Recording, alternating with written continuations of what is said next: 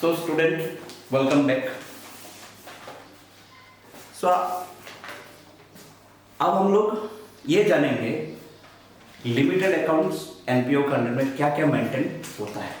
मैंने कहा था लास्ट क्लास में आप लोगों को ये एनपीओस के अंडर में हम लोग लिमिटेड अकाउंट मेंटेन करते हैं। ठीक है, लिमिटेड अकाउंट के अंडर में हम लोग क्या क्या अकाउंट्स मेंटेन करते हैं पहले हम लोग देख लेते हैं क्या क्या अकाउंट हम लोग मेंटेन करते हैं अंडर एनपीओस। फर्स्ट अकाउंट हम लोग receipts and payment account maintain करते हैं। Receipts and payment account, receipts and payment account maintain करते हैं। मतलब इसका शॉर्टली हम लोग क्या बोलते हैं R and P account. Then secondly हम लोग क्या अकाउंट मेंटेन करते हैं income and expenditure account, income and expenditure account, income and expenditure account हम लोग मेंटेन करते हैं। इसको शॉर्ट फॉर्म में क्या बोलते हैं IND account, IND account, INE account, sorry INE account, income and expenditure account. And lastly हम लोग मेंटेन करते हैं क्या बैलेंस शीट। ठीक है, बैलेंस शीट मेंटेन करते हैं। ठीक है, तो मैंने लास्ट क्लास में आप लोगों को कहा था कि कोई भी एनपीओ जो एस्टैब्लिश्ड होता है इन लोगों का बेसिक ऑब्जेक्टिव होता है सोसाइटी को सर्विस प्रोवाइड करना और जो उसका मेंबर होता है मेंबर को सर्विस प्रोवाइड करना। ठीक है, तो इसीलिए हम लोग करते क्या है under NPO limited account maintain करते हैं। ठीक है, पहला अकाउंट हम लोग receipts and payment account, and दूसरा income and expenditure account, and thirdly balance sheet हम लोग प्रिपेयर करते हैं।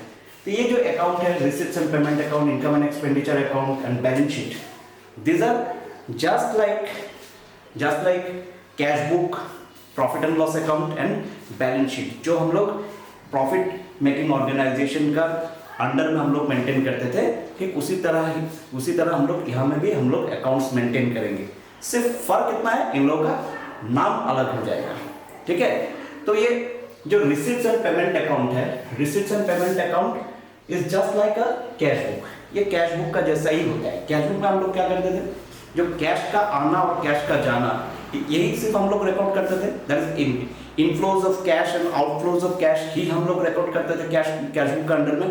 ठीक उसी तरह रिसीट्स एंड पेमेंट अकाउंट में भी हम लोग कैश का inflows and outflows he record करेंगे। ठीक है, लेकिन थोड़ा डिफरेंट वे में हम लोग इसको रिकॉर्ड करेंगे। ठीक है, कैश बुक जैसे हम लोग डायरेक्टली उसमें रिकॉर्ड नहीं करेंगे। कैश बुक में सिर्फ हम लोग क्या करते थे डायरेक्टली हम लोग रिकॉर्ड करते थे। जो भी कैश रिसीव हुआ वो हम लोग कैश बुक का डेबिट साइड में रिकॉर्ड करते थे, और जो भी कैश बिजनेस से चला गया उसको हम लोग डायरेक्टली कैश बुक का क्रेडिट में हम लोग रिकॉर्ड करते थे।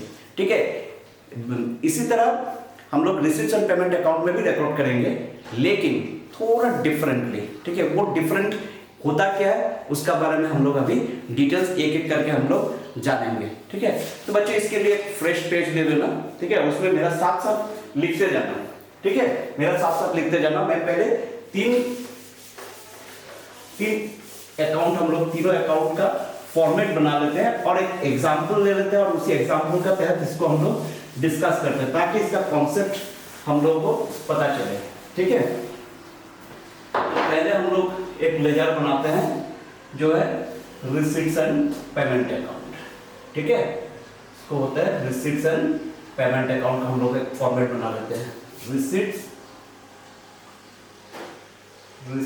एंड पेमेंट अकाउंट राफली बनाने से भी हो जाएगा। राफली बनाओ क्योंकि अभी हम लोग मतलब ओरिजिनल अकाउंट्स नहीं स्टार्ट कर रहा है, जस्ट खाली एक हम लोग एग्जांपल का तहत इसको मतलब हम लोग ये समझने की कोशिश करते हैं मतलब रिसीट्स एंड पेमेंट अकाउंट क्या होता है, इनकम एंड एक्सपेंडिचर अकाउंट क्या होता है और बैलेंस शीट क्या होता है, ताकि फिर वो मेमोरी रिकॉल हो जाए। क्योंकि ये सब चीज हम लोग ऑलरेडी बना चुका क्लास 11th में। सिर्फ फर्क इतना था कैश बुक का जगह अभी हम लोग रिसीट्स एंड पेमेंट अकाउंट बना रहे हैं, पहले हम लोग इसका जगह हम लोग क्या बनाते थे कैश बुक बनाते थे। ठीक है, तो पहला हो गया रिसीट्स एंड पेमेंट अकाउंट।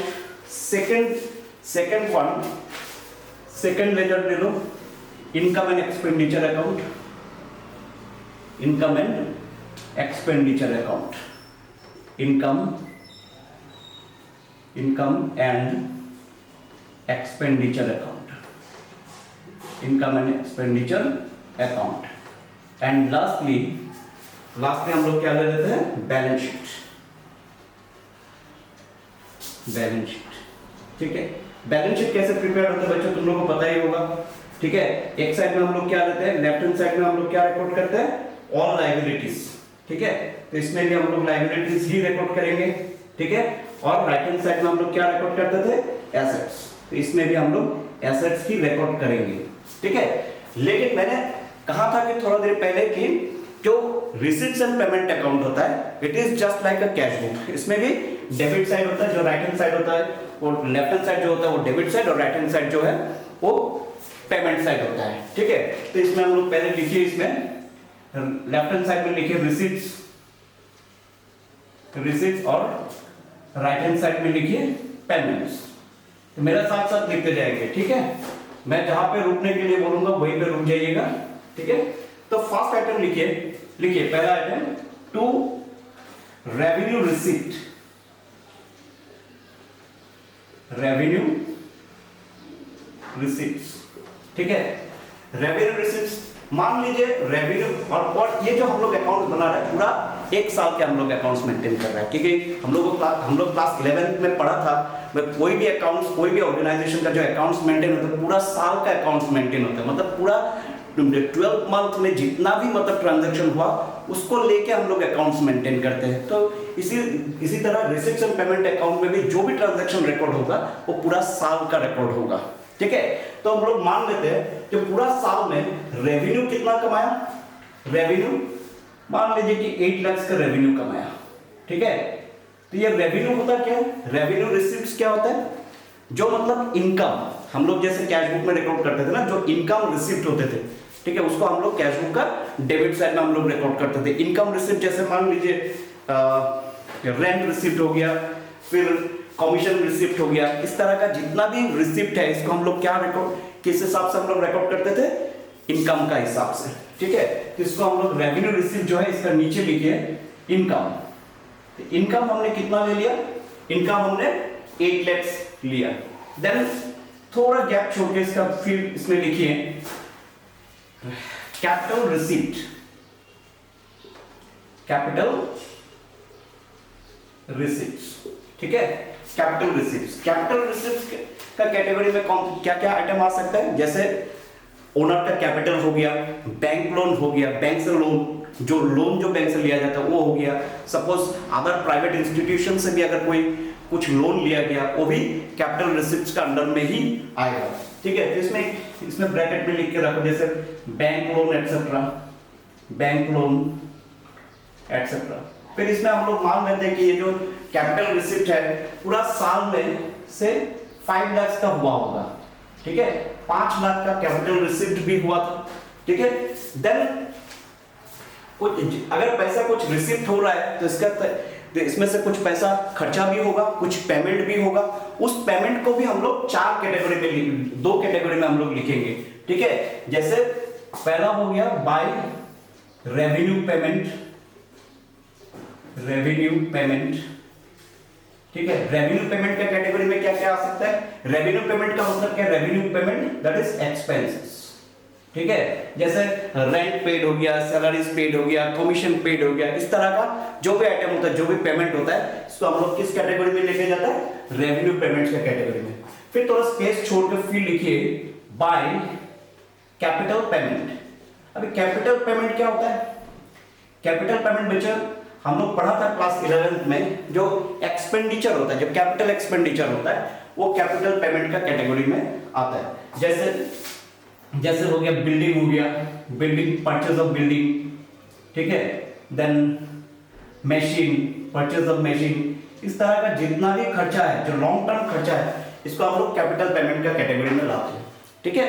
तो एज पर आवर एग्जांपल, जैसे रेवेन्यू रिसिप्ट हुआ था पूरा साल में 8 लाख का, और रेवेन्यू पेमेंट कितना हुआ, 5 लाख का, ठीक है। ठीक, हम लोग ये मान लेते हैं रेवेन्यू पेमेंट भी कुछ हुआ होगा, और वो रेवेन्यू पेमेंट मान लिया हमने 2,40,000 का रेवेन्यू पेमेंट हुआ, ठीक है।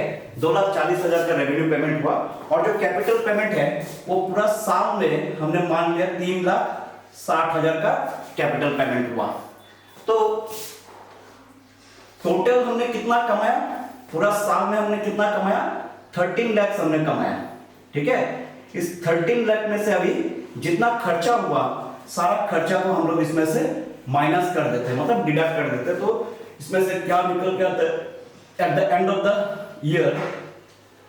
द ईयर ऑर्गेनाइजेशन के पास कितना कैश बचा हुआ है, ठीक है, वो निकल के आ जाएगा। तो एज पर आवर एग्जांपल इसमें लिखो by balance carried down, by balance carried down कितना आ जाएगा, 7 lakhs, by balance carried down 7 lakhs। सो एक चीज फॉलो किया, हम रिसीट्स एंड पेमेंट अकाउंट को हम लोग कैश बुक का जैसा ही हम लोग प्रिपेयर किया, सिर्फ डिफरेंस क्या है, इसमें हमने क्या किया, जो इनकम और एक्सपेंसेस है इसको हम लोग 4 कैटेगरी में हम लोग डिवाइड कर दिया, ठीक है। पहला कैटेगरी हमने क्या लिया, रेवेन्यू रिसिप्ट लिया। सेकेंडली कैपिटल रिसिप्ट, और पेमेंट जितना था पेमेंट को भी हमने 2 कैटेगरी में डिवाइड कर दिया, that is revenue payment and capital payment, ठीक है। और टोटल रेवेन्यू रिसिप्ट से, ठीक, that is capital receipt and revenue receipt, total receipts में से हम लोग जितना पेमेंट हुआ रेवेन्यू प्लस कैपिटल पेमेंट, इसको हमने डिडक्ट करने के बाद जो बैलेंस रह गया इसको हम लोग क्या मान लिया, cash in hand at the end of the year, ठीक है। तो रिसीट्स एंड पेमेंट अकाउंट में हम लोग क्या रिकॉर्ड करते हैं, ये inflows and outflows of cash, inflows and outflows of cash. और बच्चों एक चीज याद रखो, हम लोग जो भी अकाउंट्स हम लोग मेंटेन करते हैं हम लोग इसको डबल एंट्री सिस्टम में अकाउंट्स मेंटेन करते हैं, मतलब हम लोग दोनों एस्पेक्ट को ही रिकॉर्ड करते हैं, दैट इज जैसे मतलब फॉर एग्जांपल मान लो जैसे इनकम का कैटेगरी में हमने लिया जो रेंट रिसीट से cash account debit to rent account, ठीक है। तो कैश बुक में हम लोग क्या रिकॉर्ड करते हैं, दोनों एस्पेक्ट को रिकॉर्ड करते हैं हम लोग, सिर्फ जैसे cash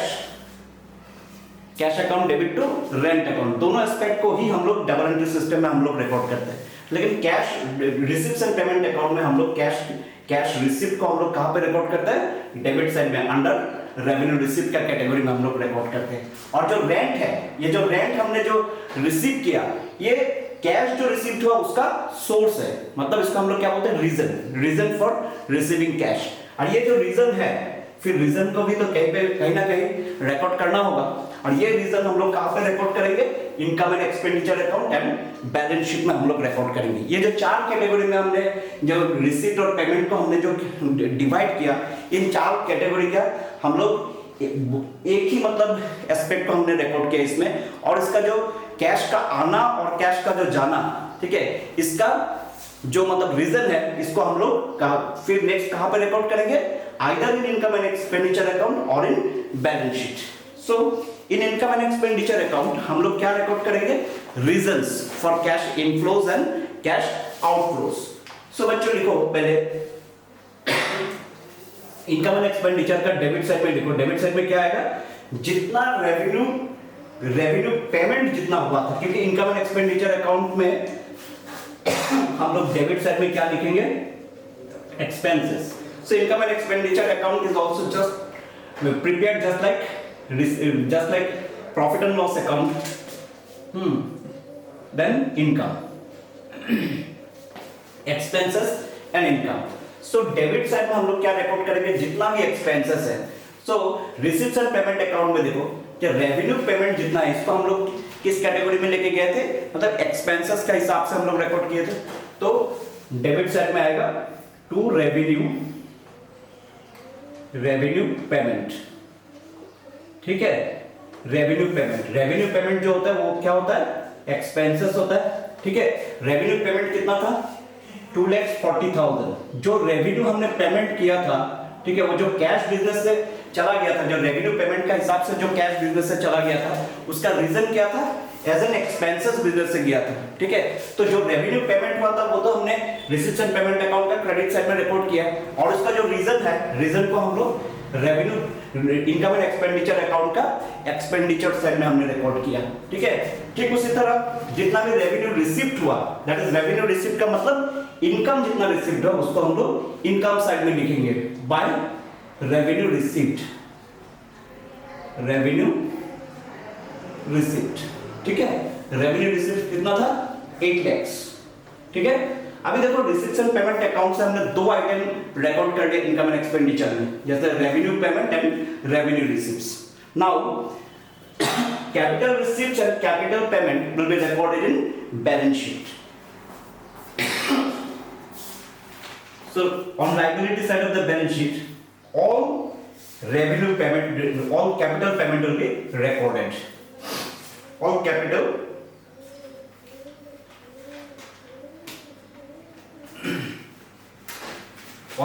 receipt will be recorded. Capital receipt, जितना भी कैपिटल रिसिप्ट हुआ और बैलेंस शीट का लायबिलिटी साइड में आएगा। कैपिटल रिसिप्ट कितना था 5 lakhs का कैपिटल रिसिप्ट था, तो 5 lakhs will appear on the liability side of the balance sheet। और जितना कैपिटल पेमेंट था वो कैपिटल पेमेंट हम लोग कहां पे रिकॉर्ड करेंगे, एसेट साइड में रिकॉर्ड करेंगे। इसमें लिखो कैपिटल पेमेंट। कैपिटल पेमेंट का कितना अमाउंट था 3,60,000 हम लोग कहां पे रिकॉर्ड किया, एसेट साइड में, ठीक है। कैपिटल पेमेंट का मतलब अगर मान लो कि हम लोग कुछ बिल्डिंग परचेस किया, मशीनरी परचेस किया, so this are considered as a capital expenditure. All capital expenditure will appear on the asset side of the balance sheet. और जो कैपिटल रिसिप्ट हुआ, ठीक है, जैसे बैंक का लोन लिया, प्रोप्राइटर का पैसा जो इन्वेस्ट किया, मेंबर्स का जो मतलब इन्वेस्टमेंट है, कंट्रीब्यूशन है, ये सारा का सारा किस में आ जाएगा, कैपिटल फंड का कैटेगरी में आएगा, मतलब कैपिटल रिसिप्ट का कैटेगरी में आएगा, ठीक है। तो पहले हम लोग इनकम एंड एक्सपेंडिचर अकाउंट को पहले हम लोग क्लोज करते हैं, तो इसमें से क्या निकल के आएगा, इनकम एंड एक्सपेंडिचर अकाउंट में देखो रिसिप्ट साइड हैवी है, तो सबसे पहले हम लोग रिसिप्ट साइड का टोटल करेंगे। तो रिसिप्ट साइड का टोटल लिखो 8 lakhs, फिर ये 8 lakhs को हम लोग कहां पे लिखेंगे, फिर डेबिट साइड में लेके आएंगे, फिर इसको हम लोग बैलेंस करेंगे। तो बैलेंस करने से हम लोग को क्या मिल जाएगा, बैलेंस करने से हम लोग को क्या मिलेगा 5,60,000 का डिफरेंस मिल गया। ये जो डिफरेंस इसको हम लोग क्या लिखेंगे बच्चों, प्रॉफिट। लेकिन एक बात है, इसमें हम लोग प्रॉफिट नहीं लिख सकते टेक्निकली, क्योंकि ये टॉपिक क्या है, ये चैप्टर कौन सा है, not for profit making organisation, मतलब प्रॉफिट अर्न करना इन लोगों का ऑब्जेक्टिव नहीं है। So in this case instead of profit we use the word surplus. Okay, surplus carried down. तो सरप्लस कितना आ गया था 5,60,000। जैसे प्रॉफिट को हम लोग क्या करते थे, प्रॉफिट एंड लॉस अकाउंट में जब हम लोग प्रॉफिट कैलकुलेशन करते थे, उसके बाद उस प्रॉफिट को हम लोग क्या करते थे, कैपिटल अकाउंट का साथ हम लोग प्लस कर लेते थे बैलेंस शीट में। ठीक उसी तरह इस केस में भी बैलेंस शीट में कैपिटल फंड का साथ ये सरप्लस प्लस हो जाएगा। ठीक है, तो इसमें लिखिए कैपिटल फंड। लेकिन ये हम लोग एक एग्जांपल है, और ये जो एग्जांपल हमने लिया था इसमें कहीं पे भी हम लोग कैपिटल फंड के बारे में कुछ नहीं दिया, तो हम लोग कैपिटल फंड क्या लिख लेते हैं, पहले हम लोग नील लिख लेते हैं। ठीक है, उसके बाद कैपिटल फंड का साथ हम लोग क्या जोड़ देंगे, अभी सरप्लस ड्यूरिंग द ईयर। ठीक है, सरप्लस को जोड़ देंगे। सरप्लस कितना है 5,60,000। तो सरप्लस जोड़ने का साथ साथ टोटल कितना आ गया सरप्लस 5, टोटल कैपिटल फंड कितना हो गया 5,60,000। ठीक है, और जो बैलेंस जो बच गया था रिसीट्स एंड पेमेंट अकाउंट का eight the end of the year, पूरा साल में जितना हमने कमाया था उस इनकम से जितना खर्चा हमने किया, उसके बाद जो बैलेंस रह गया वो क्या था, cash in hand at the end of the year. So ये जो cash in hand at the end of the year है वो भी तो एसेट से बिजनेस का, तो भी इसमें चलाएगा cash in hand. Okay, so cash in hand कितना था 7 lakhs। अभी दोनों तरफ टोटल करो, देखो दोनों तरफ टोटल टैली हो रहा है। 10,60,000 हो गया, 10,60,000 एसेट्स, देन 10,60,000 लायबिलिटीज का भी बैलेंस शो कर रहा है। ठीक है, 10,60,000 का लायबिलिटी भी शो कर रहा है।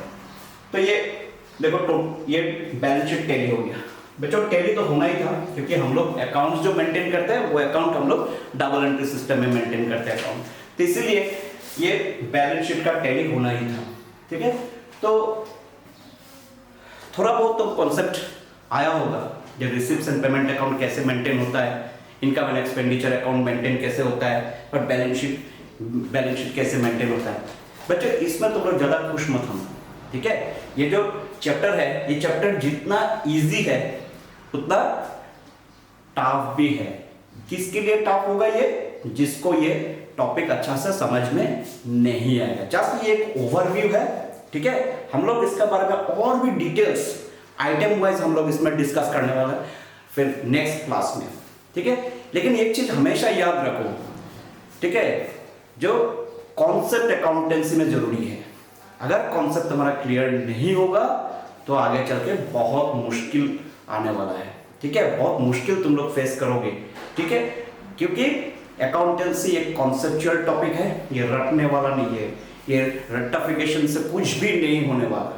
रटो मत, इसीलिए समझने का कोशिश करो। अगर इसको एक बार अगर समझ में नहीं आया, फिर इसको सेकंड टाइम देखो, थर्ड टाइम देखो, फोर्थ टाइम देखो, अगर उसका बाद भी अगर क्लियर नहीं होता है तो मुझसे तुम लोग कांटेक्ट करना, मैं इसका बारे में तुम लोग को डिटेल्स में फिर से मैं समझा दूंगा, ठीक है। लेकिन एक चीज याद रखो, ये इनकम एंड एक्सपेंडिचर अकाउंट मेरा साथ साथ तुम लोग पढ़ते जाना घर में, ठीक है।